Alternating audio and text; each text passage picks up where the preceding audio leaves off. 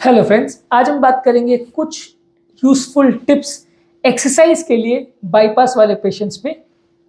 Bypass होने के बाद काफ़ी लाइफस्टाइल पर रिस्ट्रिक्शंस आ जाते हैं, कई तरह के चेंजेस आ जाते हैं, कई तरह की रिस्ट्रिक्शंस आ जाते हैं। लेकिन इन जनरल जब भी हमें पेशेंट्स पूछते हैं कि हमें एक्सरसाइज करनी चाहिए कि नहीं, तो हम एक वेग स्टेटमेंट उनको देते हैं कि हाँ एक्सरसाइज करनी चाहिए, वॉकिंग रनिंग करो। आज हम कुछ स्पेसिफिक चीज़ों पर बात करेंगे, एक्सरसाइज के लिए कुछ स्पेसिफिक टिप्स पर बात करेंगे। एक्सरसाइज के लिए प्रिकॉशंस पर हम ऑलरेडी एक अलग वीडियो कर चुके हैं बाईपास वाले पेशेंट्स में। टॉपिक पर जाने से पहले जो लोग हमारे चैनल पर नए हैं उन्हें रिक्वेस्ट करूँगा कि चैनल को सब्सक्राइब करें, वीडियोस को लाइक और शेयर करें। सबसे पहले एक्सरसाइज टिप्स में आपके लिए ज़रूरी है कि आपकी कितनी फिजिकल कैपेबिलिटी है, आप कर सकते हो या नहीं कर सकते हो, कौन से टाइप की एक्सरसाइज कर सकते हो, क्या रिस्ट्रिक्शंस है, ये आपके पर्टिकुलर कार्डियोलॉजिस्ट या हेल्थ केयर प्रोफेशनल के साथ एक बार डिस्कस करना आवश्यक है। होता क्या है कि हर व्यक्ति की इंडिविजुअल रिक्वायरमेंट होती है। किसी का पम्प फंक्शन 20% है, किसी का 40 है, किसी का 60 है, किसी का वैल का प्रॉब्लम है, किसी का नहीं है। अगर मैं जनरलाइज सबको बोल देता हूँ कि हर व्यक्ति को एक्सरसाइज करना है तो गलत हो सकता है। यदि मैं बोलता हूँ कि हर व्यक्ति को दौड़ना भागना है तो वो भी गलत हो सकता है, क्योंकि पोस्ट बाईपास पेशेंट में भी कुछ तरह के इश्यूज हो सकते हैं जो उनको एक्सरसाइज करने के लिए रिस्ट्रिक्शंस कर सकते हैं या उनको प्रॉब्लम्स भी क्रिएट कर सकते हैं। तो आपको आपकी इंडिविजुअल कंडीशन को समझने के लिए आपके अपने डॉक्टर के साथ एक बार डिस्कशन करना आवश्यक है। इसमें गलतियां होने की चांस कंपैरेटिवली कम हो जाती हैं और लॉन्ग टर्म ब्लंडर्स होने का या हेल्थ बिगड़ने का चांस कंपैरेटिवली कम हो जाता है। इसके अलावा आपको पोस्ट सर्जिकल फेज में कार्डियक रिहेबिलिटेशन पर फोकस करना है। कार्डियक रिहेबिलिटेशन एक बेसिकली कलेक्टिव टर्म है जिस पर हमने ऑलरेडी डिटेल वीडियो किया। उसमें बहुत सारे पॉइंट्स आते हैं जो सर्जरी के बाद नॉर्मल लाइफ में आपको रिस्टोर करने के लिए या नॉर्मल लाइफ शैली वापस से आ जाए उसके लिए जो प्रिकॉशंस होते हैं या जो चीज़ों का ध्यान रखने की आवश्यकता है, जिन चीज़ों पर ध्यान देने की आवश्यकता है, वो सारी चीज़ें हमने उस वीडियो में डिस्कस करी। आप चाहे तो उसे चेकआउट कर सकते हैं।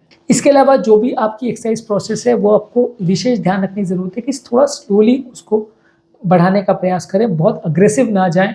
कई बार क्या होता है, पोस्ट बाईपास के बाद पेशेंट को लगता है कि बाईपास से पहले तो मैं मैराथन दौड़ लेता था, कल से वापस मैराथन चालू। तो बाईपास के बाद की लाइफ कंपेरेटिवली अलग होती है। हाँ, मैं ऐसा नहीं कहता हूँ कि आप पहले मैराथन दौड़ते तो आप आगे कभी मैराथन नहीं दौड़ पाएंगे, वैसा नहीं है।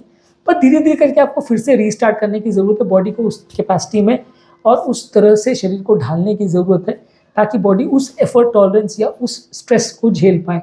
जो व्यक्ति पहले एक्सरसाइज नहीं करता था, सडनली वो खूब एक्सरसाइज अगर करने लग जाए तो बॉडी उस स्ट्रेस को शायद ना झेल पाए। तो धीरे धीरे करके उसको बढ़ाइए और लेवल पर लेके आइए।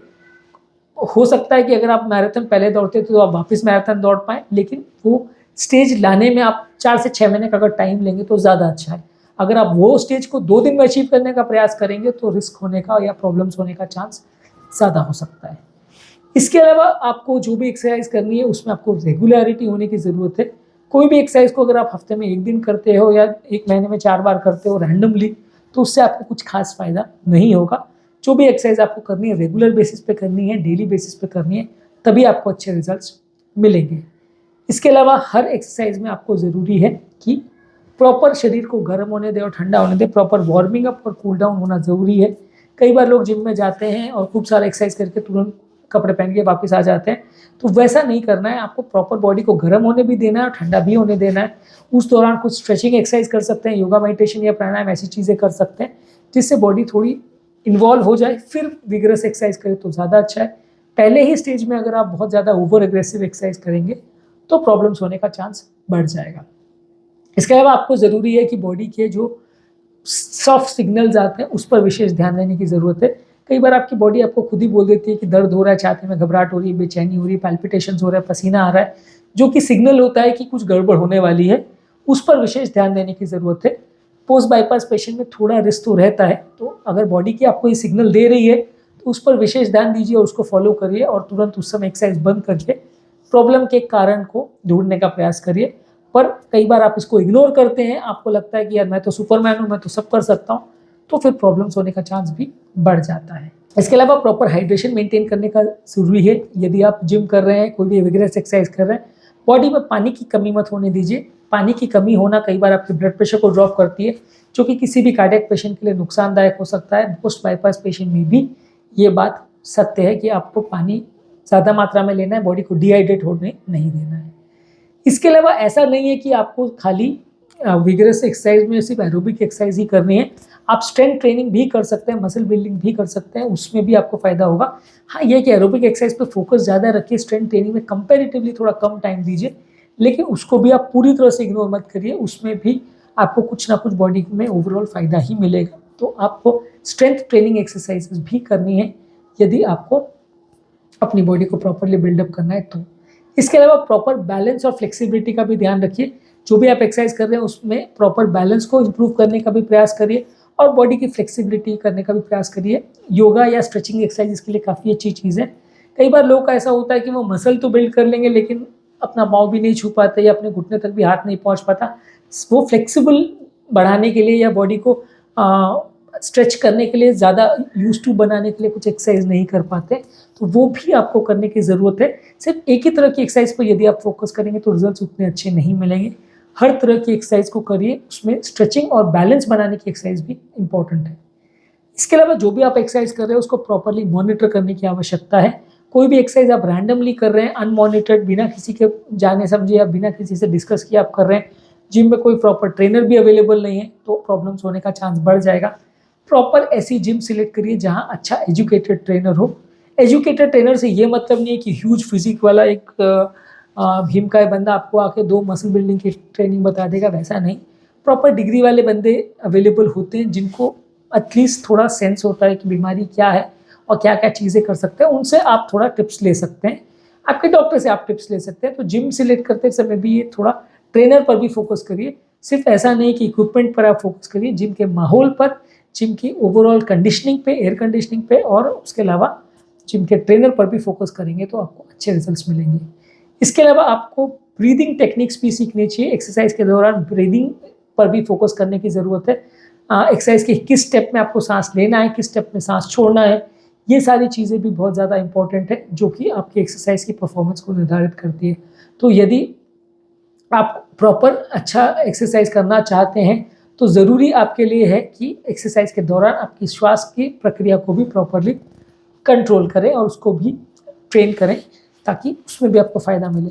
इसके अलावा एक्सरसाइज के लिए प्रॉपर फुटवेयर और प्रॉपर सपोर्टिव कपड़े भी होना ज़रूरी है।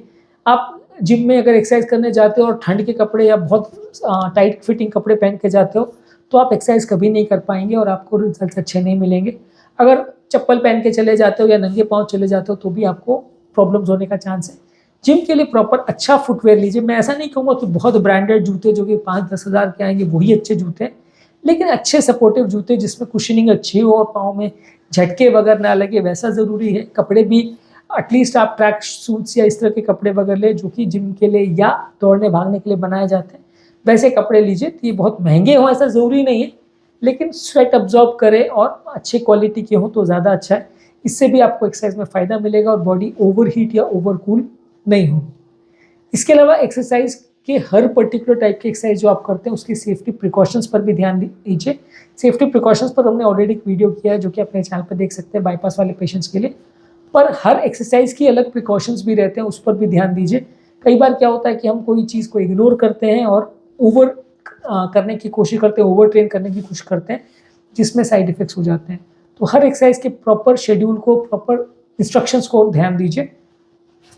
इसके अलावा आप जिम में प्रॉपर मॉनिटरिंग डिवाइसेस भी यूज़ कर सकते हैं। एप्पल की, सैमसंग की अलग अलग तरह की वॉचेज आती हैं, अलग अलग तरह के फिटनेस इक्विपमेंट आते हैं, बैंड्स आते हैं जो आप शरीर पर पहन सकते हैं, जो आपके सैचुरेशन को, पल्स को, ईसीजी को, काफ़ी चीज़ों को रिकॉर्ड करते हैं और अगर कुछ गड़बड़ होती है तो कई बार अलार्म भी दे देते हैं।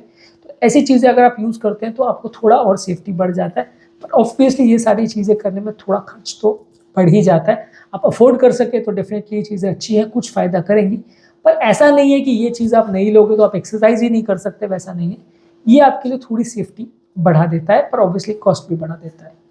इसके अलावा एक प्रॉपर सपोर्ट सिस्टम होना चाहिए। आपके फ्रेंड्स को, आपके ट्रेनर को आपकी बीमारी के बारे में पता होना चाहिए, आपकी सारी इश्यूज़ के बारे में और इमरजेंसी में क्या ट्रीटमेंट देना है उसके बारे में पता होना चाहिए, क्योंकि कई बार पोस्ट बाईपास पेशेंट्स में सडन प्रॉब्लम्स आ सकती हैं, एक्सरसाइज के दौरान आ सकती हैं। तो आपके ट्रेनर को, आपके फ्रेंड्स को इमरजेंसी कॉन्टैक्ट नंबर्स भी उनके पास होने चाहिए और उनको इमरजेंसी में क्या करना है उसके बारे में भी थोड़ा आइडिया होना चाहिए। इसके अलावा एक्सरसाइज के अलावा आपको फ्लेक्सिबिलिटी वाली एक्सरसाइज पर भी बहुत ज़्यादा फोकस करना चाहिए। स्ट्रेचिंग अगर करेंगे आप, अलग अलग तरह से पैरों को छूना, टोज को छूना, पीठ को छूना, बैकवर्ड्स बेंड करना, अलग अलग तरह की आप एक्सरसाइज करेंगे तो बॉडी की ओवरऑल फ्लेक्सिबिलिटी भी बढ़ेगी, तो ये भी पोस्ट बाईपास पेशेंट्स के लिए अच्छा माना जाता है। इसके अलावा आप जो भी एक्सरसाइज कर रहे हो उसके प्रोग्रेशन पर भी मॉनिटरिंग करिए कि आपका एक्सरसाइज टॉलरेंस इंप्रूव हो रहा है कि नहीं। मान लीजिए आप 5 किलोमीटर दौड़ पाते थे, तो आपका 6 महीने बाद, 1 साल के बाद वो 5 किलोमीटर के बदले 2 किलोमीटर हो जाए, ऐसा नहीं होना चाहिए। 5 से 6 और 6 से 7 ही होना चाहिए। अगर पॉजिटिव इंप्रूवमेंट हो रहा है तो अच्छी बात है, अगर नेगेटिव हो रहा है डिटोरिएशन, तो ये साइन हो सकता है कि बीमारी बढ़ रही है। तो प्रॉपर किसी डायरी में या किसी ऐप में उसका नोट रखें कि आप कितनी देर एक्सरसाइज कर पा रहे हो, कितनी एक्सरसाइज कर पा रहे हो, ताकि आप बैकडेट में भी जाके चेक कर सको कि आपका एफर्ट टॉलरेंस 4 महीने पहले कितना था और अभी कितना है। इसके अलावा प्रॉपर माइंडफुलनेस के साथ एक्सरसाइज कीजिए। जो भी चीज़ों पर आप फोकस कर रहे हो उस पर प्रॉपर ध्यान देके काम करिए। माइंडलेसली अगर आप कोई भी काम करते हैं, चाहे वो एक्सरसाइज हो, चाहे वो खाना हो, चाहे वो और कोई भी लाइफ का एक्टिविटी हो, तो उसमें आपको प्रॉब्लम्स ही होगी। प्रॉपर उस पर फोकस करके, कॉन्सेंट्रेट करके उसके बाद एक्सरसाइज करें तो अच्छा है। एनवायरनमेंट में भी विशेष ध्यान दीजिए। जहाँ पे भी आप एक्सरसाइज कर रहे हो वहाँ प्रॉपर वेंटिलेशन होना चाहिए या एयर कंडीशन होना चाहिए। कमरे का टेम्परेचर बहुत ज़्यादा नहीं होना चाहिए, ह्यूमिडिटी भी प्रॉपर होनी चाहिए और एयर सर्कुलेशन वगैरह भी अच्छा होना चाहिए। ये सारी चीज़ें आपकी स्टैमिना को भी बढ़ाती है और ओवरऑल फिटनेस को भी बढ़ाती है और मसल क्रैम्प्स और पेन के चांसेस को भी कम करती हैं। तो अगर आप इन सब चीज़ों पर भी फोकस करेंगे तो आपका ओवरऑल एफर्ट टॉलरेंस बढ़ जाएगा, ओवरऑल एक्सरसाइज में मज़ा भी आएगा और आपके लिए लॉन्ग टर्म प्रॉब्लम्स भी कम होगी।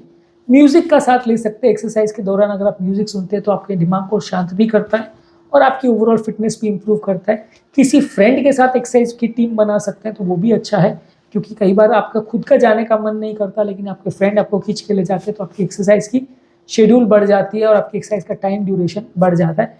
ग्रुप्स में भी एक्सरसाइज करें तो अच्छा है। चेंज ओवर करके भी आप एक्सरसाइज कर सकते हैं। एक ही तरह की एक्सरसाइज आप बार बार मोनोटनी के साथ करेंगे तो मज़ा नहीं आएगा। चेंज ओवर भी करते रहेंगे तो वो भी कई बार फायदेमंद है। तो आज हमने बात करी पोस्ट बाईपास वाले पेशेंट्स पर एक्सरसाइज के लिए कुछ टिप्स पर। एक्सरसाइज के प्रिकॉशंस पर ऑलरेडी हमने एक सेपरेट वीडियो किया है। जो लोग हमारे चैनल पर नए हैं उन्हें रिक्वेस्ट करूँगा कि चैनल को सब्सक्राइब करें, वीडियोस को लाइक और